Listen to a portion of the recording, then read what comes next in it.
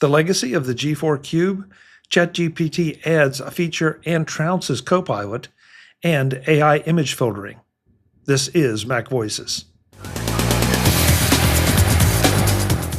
MacVoices is supported by Take Control Books, one of the very best sources of clear, concise information on not only Apple's various operating systems, but also key Apple and third-party utilities and more. Visit TakeControlBooks.com and start your library today. I found this particular article from Macworld really interesting. This is, throwing it in both chat rooms here. Oh, Marty, I'm sorry. Did I lose one? I'm sorry. Yeah, I just one final comment on it is you have to realize that when Apple is asking members or Apple device owners if they can have permission to send something out to ChatGPT, they're making it anonymous, but they're also knowing what's being sent out, and they're also knowing the content that's coming back. So Apple is learning, and it could be we don't want to buy the company. What we want to do is learn from the company as part of this relationship and enhance our either enhance our on-device stuff, so there's less of it having to go out to other companies, or create our own kind of off-device service that handles more complex questions that are not related to the context of the user. So that's my crazy mad scientist view of what Apple could be doing. Yeah, I don't think that's a mad scientist view. I think it's a very valid possibility, or whether they've exactly thought about it that way or not, they're doing it. The other thing they're doing, as you were talking about it struck me that they're also kind of subtly reminding you that if you're sending your data out, you're sending your data out beyond their walls, beyond the comforting privacy of the whole Apple ecosystem. And so if you want the information, yeah, we created a doorway for you to walk out. But, there be dragons out there too. So it raises the awareness and sort of in a reverse way reminds you that they do have a privacy focus. Yeah. This Macworld article focuses 25 years later, Apple's most infamous Mac can teach some valuable lessons. This was not a hit piece. It was not a super praise piece. It was somewhere in between, because it does point out some things from the G4 Cube, which was a beautiful little machine, certainly was powerful for its time, also was certainly pretty expensive for its time, but it had a few issues with it. And there were places it seemed like maybe the designers had overwhelmed the engineers or overruled the engineers. And I wanted to see what your reactions were to this and find out if anybody here ever had a G4 Cube. This is one of the few Mac models that I did not. So I think I saw Brian's hand go up. I think Webb's too. Yeah. Eric, anybody? Yep. So, okay. So maybe I was the only one. They were quiet, really, really quiet. That was my favorite thing. It didn't make any noise. Did you ever have any issues with yours, Eric? Which one? You mean which issues or which? The third one I had was great. What happened to the first two? Well, one of them had a case that cracked, and it was just annoying to see a big crack in the side. And then the other one, I think one of the speakers stopped working, and there was a problem at the time trying to get a replacement. And then the power brick, there was some kink in it or something. It wasn't working. And there was always an issue trying to get a display plugged in. So they had like a cable that would bend at 90 degrees so you could get it down and out and around. So there's a few little idiosyncrasies here and there, but it was quiet, and I appreciated that a lot. Webb, you said you had one as well? Yeah, I did have one. It was actually, I bought it for when I was married to my first wife, and it was kind of her machine, and then it got traded up to one of the kids. And I thought it was a neat, interesting design. It was kind of like, as history now teaches us, very similar to the trash can Mac. It was great, but it was also kind of locked in from a technology standpoint. But you're right, Eric. They were, as I recall, and Brian, you may be able to correct me. But they also did have problems with the plastic cases that did crack, and the chimney design that they had, so it didn't have a fan, also caused the plastic case, if you will, become very brittle. But I liked it. I had that. I also had one of the original cinema displays, the flat panel displays that went with it. And yeah, it was obscenely expensive. Don't get me wrong. From a technology standpoint, it's what the article said. Why didn't they have the 700 RPM drives in it instead of the 54s? But by God, it sure looked pretty on a desk. Mm-hmm. Yeah, that's it. I was almost seduced by it a couple times because it just did look so good. It looked like the ultimate Apple product at the time. And I've often wondered every time this kind of discussion comes up, if the decision to go with the 5400 RPM drives was one of based on heat. Yeah. That, did Yeah. the 7200s run a little faster, or pardon me, a little hotter. So I don't know. Brian, you said had two in the house? Yeah. I had one. I was mentioning earlier too. We spent way too much money on those. I had, compared to the specs, but they are such beautiful machines, and technology at the time, in comparison with some of the other products I could have bought. I remember saving up a lot of money for this, and it was working fast food, so little incremental amounts of money at a time saving up. I was living at home, so that money stretched further. But I remember I had bought the version they had two different drive versions, one with a DVD drive and then the other one with a CDR drive.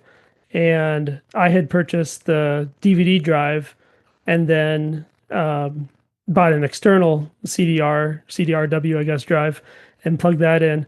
And so many wonderful memories playing games with buddies over the years. And then it was also the Mac that I had that transitioned over between OS 9 and OS 10. So I remember it's the first, I guess would be first year and a half, I guess would have been under OS 9. And then, when 10 came out, going and buying that. So yeah, it's such a beautiful machine. And then my parents actually ended up getting one as well.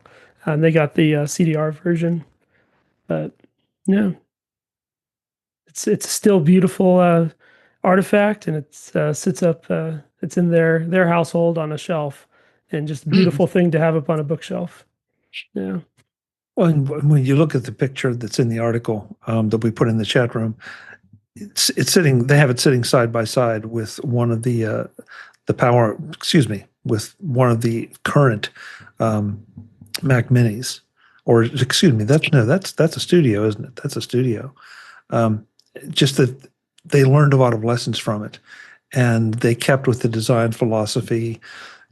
Maybe it was a machine ahead of its time. I don't know, but they've been able to utilize everything that they did with that, and maybe that didn't work out so well. And so that's one thing Apple does. It just keeps on going. They keep taking what they learn and plowing it right back in. And too often, as well, maybe we may get to talk about it later in the show here. There's an article, but too often some companies just abandon things, and the lesson just seemed to be it wasn't making them enough money, so they just stopped and dropped it. Marty, you seem to have a different reaction to this. I distinctly remember this machine because it was my first year. I was at Kent State, and they had a, I don't know, club fair or something like that. And it might have been a computer club or a Mac club. And I walked past the table, I saw the machine, and I laughed at it. I just thought, what is that? And the guy kind of explained it to me, and I'm like, okay. Yeah, and I'm the youngest person here, so I don't have the history with the machines that all of you old folks do. Yeah. No, I'm a late bloomer, I guess you would say, as it comes to the Mac world. Well, so I have to pursue it just a little bit, and I'm serious. These are serious questions, Marty. What made you laugh about it? The fact that it looked so unlike a computer that you were used to? Yeah. Okay. It looks so much like a computer. I might have talked specs with the guy a little bit because I was heavily into PC back then, and then I think I talked cost, and that's when I laughed. Yeah, well, I can understand that. I can absolutely understand that because, yeah, that's the only thing that prevented me from doing this. I don't remember exactly which machines this was up against at the time, but the others definitely seemed a lot more affordable. Yeah, I was building PCs at that point. I was putting together components in empty shells and buying the motherboards that I wanted and etc. Throwing in the chat rooms here. I wanted to see what your reactions were to this. ChatGPT is now getting a record mode on the Mac for meeting transcription. This seems to be something that a lot of people want, and I'm really just waiting to see how companies are going to respond to this. But because there are a number of services out there that offer this as part of their package, now Microsoft in Teams, and I say that it pains me to say it, but they're also offering an AI assistant that will do a lot of what this seems to do and what a lot of the other services seem to do. I'm not sure who was first to this party. I know Microsoft wasn't. I think I may know, but I'm not going to say because I'm not sure. But is this just table stakes at this point, that this is something that every large language model or AI service has to offer? And do you use them? Webb? Is Great Britain in here someplace? Are they making this demand? So.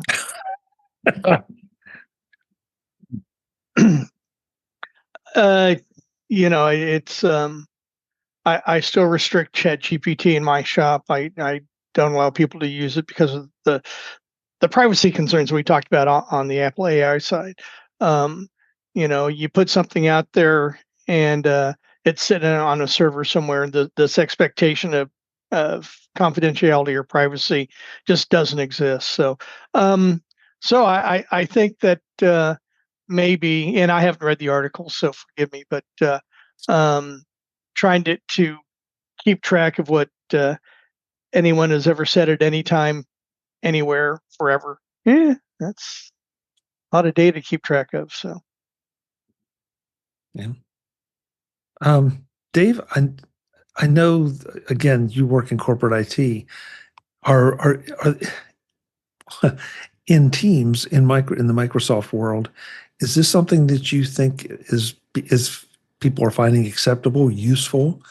Are you seeing restrictions placed on it? I can see a dozen great reasons to use something like this. I can see another dozen that, oh my God, I would never want this. No, it's amazing actually. You go into a meeting and you want to get a summary of something. You want to get the full out the AI doing its thing. So this case it's Copilot, getting a full summary of what everybody discussed and what the action items are, and it just does an amazing does an amazing job of going through all the transcripts as well as the recap within Teams meeting. I find it very, very valuable. I think a lot of my coworkers do as well. Just being able to get a summed up meeting so you can go back to it without having to ask someone else to get notes from them to what was talked about. Marty? Yeah, I think one way to think about this is that If you're doing this, I know Zoom is one of those services that you can do. Zoom Right. Workplace will do this for you. And as you've pointed out, Chuck, there are a lot of these already services that are providing this. Now, ChatGPT is new to the game. When you go to the ones that are on services, what you're going to get is you're going to get their output and their format of what they think the meeting notes should be. Whereas if I get a transcript with ChatGPT, I can interact with ChatGPT and manipulate it in a way that's most useful for me. So, an example, if I have a complete transcript of a meeting that I've been in, and I also have a well-written agenda, I can mix those two together, and ChatGPT will be able to provide notes under each one of the agenda items and also provide the action note and who in the room said that. So it becomes a much richer use of it than just here's a meeting summary. And when I have to take notes and I have to keep records of notes, being able to integrate that easily with an LLM that I control that's not pre-established by whatever service is doing it, I get a much more richer or effective output for what I need. So that's why I think they're doing it. I think people realize the robustness of ChatGPT in terms of being able to interact with it, and you just don't get it from some of the pre-canned services that are part of your streaming or your meeting software. Brian? Yeah, I just wanted to also add in the article, it talks about from a privacy aspect of ensuring that you're checking local laws and getting consents before recording others. Although it's kind of interesting because I know that's such a common thing now, even within some of the built-in characteristics of Zoom and Teams and things like that, that you have those options. But important to know. Lamp in the chat room says, I currently use Mac Whisper, which uses OpenAI's Whisper LLMs.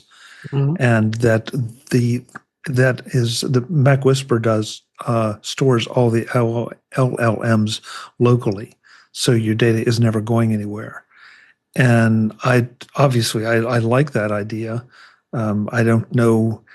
I've never had the opportunity to really compare and contrast the two, but so I guess it just depends if it meets your needs. Great, and it's a bonus that it stays on machine.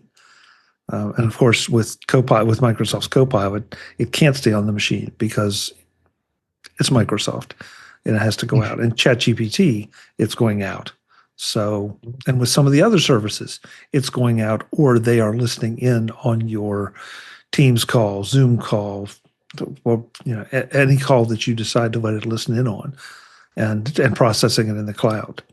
So if you are concerned about privacy, you may want to think about Whisper. Eric, any thoughts? Yeah, I guess I prefer on device.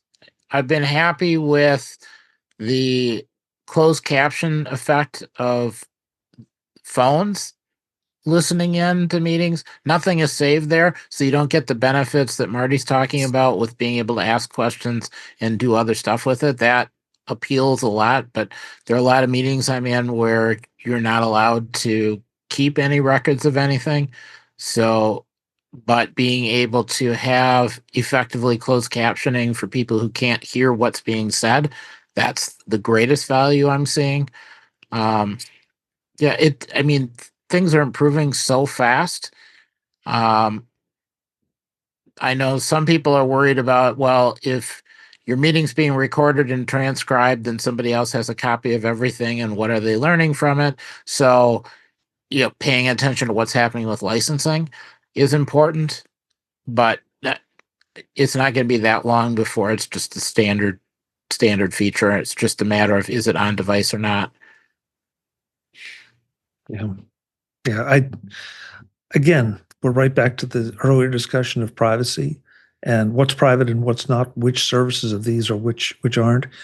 And Eric, to your point, that's going out there. Not only is someone potentially, and this sounds paranoid, somebody's potentially knowing what those transcripts are, but the AI model itself is training itself on these. I do not know if there's a specific option to tell it not to, but it is always potentially doing that. So be aware. David, I want your thoughts on this one, because we've talked in not so nice terms about Microsoft's Copilot, along with most Microsoft products. But this article says that ChatGPT has 10 times as many downloads as Microsoft's Copilot. I think it's kind of obvious that there's so many people in the world that have Microsoft software and tool devices off Microsoft 365 corporate world, being able to use that. So I don't find this to be at all surprising. Microsoft has improved Copilot, so it has some improvements to what it's been doing. So I'm not surprised at all of this. And as far as like it says, Microsoft's put quite a bit of money towards this too, but the ChatGPT is not too far behind. And even the quote says about their AI chief saying that it's going to be as many copilots as there are people using them. So it definitely isn't surprising at all to me. I don't know. I mean, 10 times. I can't decide if ChatGPT is just doing things that are more interesting, or because it's outside of the Microsoft ecosystem, if you will. I mean, I know we joke a lot about it here, but my personal feelings are that, yeah, I've tried Copilot. Dave, you did a couple interesting little demos for us here on the show. I guess now it's a few months back. Yeah. But on the other hand, I see things that ChatGPT is doing that I'm really intrigued by, and that's the one that I'm paying for. I've touched on Perplexity just a little bit, and played with Claude a little bit, and played with Grok a little bit, but I've ChatGPT is where my focus is at the moment. So me too. I mean, it's just personally, I compare the two, and I just find myself drawn more towards ChatGPT than to Copilot on a personal level. I mean, I don't have a choice in work because I have to use it, but which can be maybe a bad thing too, because then I'm not spending a lot of extra time looking at it and staying on top of it too. But overall, I think ChatGPT is. I like the different models and some of the plugins you can do, and I can't explore any plugins, but at work. But it's interesting to see where Microsoft would go with adding a lot of those plugins that ChatGPT has too. Brian? Yeah, I was looking at the article, and as I read deeper, it was mentioning that Copilot is fourth place, but second is Gemini, and second place is DeepSeek. And it got me thinking about what they define as a download, because I believe in the Android world, and especially on Pixel, because we have a family member who uses one. It came baked in, it's already there, and whether or not they're considering every device that's activated or every device that's turned on to be a download, that makes me think about their definitions. And if that is the way, then it makes me consider, will Gemini's numbers continue to drastically increase just with the handheld devices being sold that have that LLM on it? Another example of lies, damn lies, and statistics. Yeah. What are the details? Webb? Let's keep in mind there's still the relationship between Microsoft and OpenAI, so there's still some. That is true. It's the question is is this a branding question, or is this who's better at it? And the only comment that I made was at least in my perspective, and I sure could be wrong, like I was in the last comments I made when I was thinking about another article. But the importance of being first, and ChatGPT was kind of the the platform that broke the ground on this whole LLM type thing. And so, I don't know. It's it doesn't surprise me, and I don't think Microsoft's too broken up by not being, the number 4. I don't think they're too broken up over it. For how long? For how long will they not be broken up about it? They're still out on the development side, and like I said, they're using the OpenAI platform as part of Copilot. So yeah, it's there was. No, I don't want to mistake that. So I've made a jackass of myself already once tonight. I'm not going to do it again. No, not at all. Not at all. Not at all. We all do that at least once a show, if that makes you feel better. So, but we still don't use it in my shop. So, understood.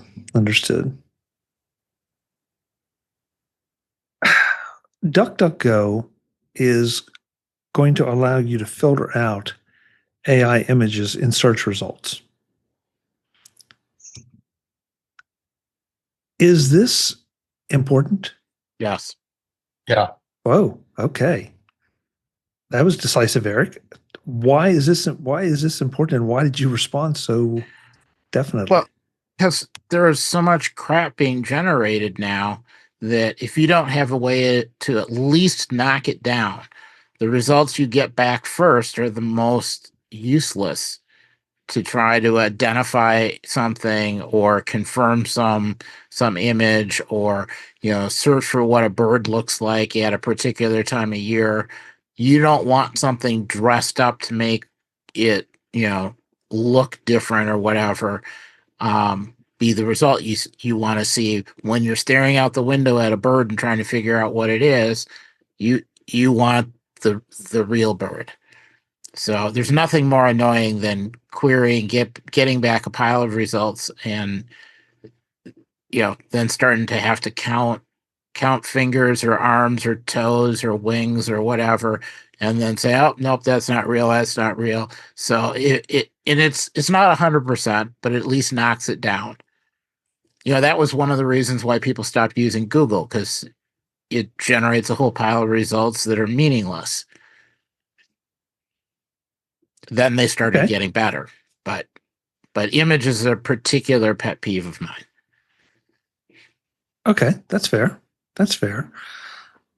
The reason I ask about it, though, is this feels like something that to go back quite a ways, when there was such a controversy over some of the airbrushed models that we saw on TV and in magazines and all that they weren't real, essentially. And so, if someone had said, yeah, we really want to filter those out, I don't know. That's why I asked the question, because I can't decide. Or is this a matter of that the search engines need to get better about delivering things that are accurate? Unless you ask for an AI generated image, should it default to a quote unquote real image? Or are we at that point where we've already talked about some of the AI powered browsers, so that you can do a different and better query than just asking for a duck in the fall? The option to filter, I think, is important, and it looks like you can turn it on or off. That's useful. You don't have to use it. Okay. Marty? Okay, so this is going to get a lot of people upset with me. I like AI images, and for a multitude of reasons. Well, not a multitude, but more than just it's bad. I'm not doing work for National Geographic, so I really don't care how many toes are on a duck. Well, ducks don't have toes. But you get my drift. If I want an illustration of a duck, I just want an illustration of a duck. And if I search for a service that will provide me, like Shutterstock, that image, yeah, then and again, if I'm trying to do something that is factual and real versus just, I want an image to make a point, I'm not worried about the accuracy of the image. So in some ways, generating AI images means that I don't have to worry about royalties. I don't have to worry about those kinds of things. And sorry, that's the way the world is working. If I have to create a design for a new podcast I'm doing AI. I'm going to go AI because that image is created and generated from the ideas that I put in it, and I don't have to worry about tracking down a source to be able to do that. So yeah, that's probably going to generate a lot of shame on you. You're putting artists out of work. You're stealing their work comments and things like that. So send the email to Chuck. Thank you. Thank you. Thank you. Marty, I'm going to split the hairs a little bit because I hear what you're saying and I don't disagree with it. But are you talking about being able to search for the duck and have the images pop up, or are you talking about being able to say to your favorite large language model, I need a picture of a duck? Because the latter. Okay, because that to me is a big difference than DuckDuckGo. Sorry, with all the ducks, but with DuckDuckGo filtering it out.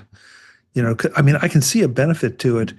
To Eric's point, if he doesn't want stylized ducks, if he's looking for real photos of real ducks, you know, with whatever his parameters are. But I'm like you. I kind of like the idea that if I decide that I want a picture of a whale, wearing a red beret, that I can generate that and then tweak it as I wish. I want the whale bigger, smaller, on its back, on its side, whatever. And I don't know where that came from, but Chuck, and this it came to me in the last couple of weeks because I had been using Creative Commons licensed themes for music themes for the podcasts I'm doing. And it hasn't created any problems for me, but then some of it got flagged by YouTube. And they apparently checked it out and they said, yeah, it's okay. It's good for use. But it just bothered me that I was caught in that system. So I started to use services that will generate music for me, AI services that'll generate music for me. And as long as I'm have a member of that service when I generated the music, I essentially have that copyright or I own that piece of music that I'm doing. So it's just another kind of safety net that AI creates for me when trying to generate media. Barry in the chat said sort of the point we're talking about. Looking for any kind of illustration of a duck is different than searching for the photograph of a specific species of duck. It depends on the use. And so that pretty much is it. So Eric, I don't believe you're objecting on a moral basis. You're objecting more on a use case basis. Yeah, I have a hard enough time telling the difference between all the different types of ducks. I don't need more variability. Brian? I'm kind of back and forth on this, and I wonder how beneficial it'll be in the future. I'm just thinking of the fact that the article was mentioning, where is it? uBlock Origins and others is the list that it's maintaining. And I'm wondering, at the speed at which this technology moves forward and just keeps marching, how beneficial will it be? Because I'm trying to think, and I don't know the answer to this as far as, is it a metadata type thing of how these images are pulled and found? But will it come to a point as these LLMs continue to create just, more and more precise images that, you're just a couple years ago, anytime you asked it to draw a person, it had like a whole bunch of extra fingers and that type of thing, where it's kind of easy to figure out, oh yeah, that's definitely an AI generated type image.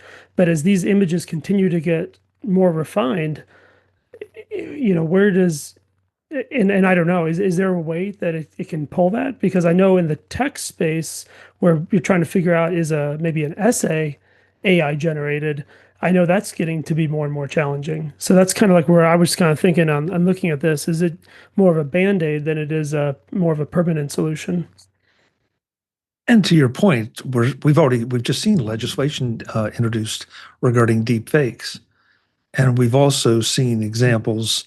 If you watch the news or read the articles at all, you've seen some genuinely amazing, and not just deepfake stills, but deepfake videos.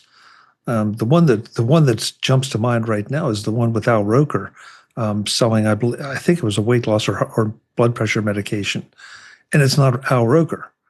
I mean, but it looks like Al Roker. If you really knew Al Roker, maybe you might question it. But if you just have the passing familiarity that all of us do from his appearances on network TV, you'd say, okay, yeah, Al's showing for this company. So, and that gets a little scary. So, I don't know. It's a slippery slope. There's no question about it.